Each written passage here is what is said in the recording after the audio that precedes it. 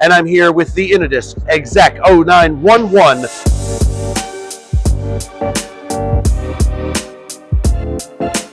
Hello engineers, developers, and friends. Welcome to another episode of DevKit Weekly, the show where we talk about all the most interesting dev kits and devices anywhere in embedded. And I'm here live to you, coming to you from Embedded World 2026. I'm Ken Briodagh, editor-in-chief of Embedded Computing Design. Really interesting Qualcomm Dragonwing-based COM-HPC Mini starter kit is chock full of features and power, especially for a starter kit, to get you rocking and rolling. It's for high-performance edge AI and rapid deployment, and as you can see, it's fan-cooled, chock full of all sorts of different connectivity. We've got, of course, USB, we've got HDMI, we've got Ethernet, we've got everything else that you might want to use to get connected up for your peripherals and your power. So make sure that you check this out from Innodisk. It's the EXEC-Q911, and thank you so much for joining me for this episode of DevKit Weekly. I have been Ken Briodagh, editor-in-chief of Embedded Computing Design, and your host.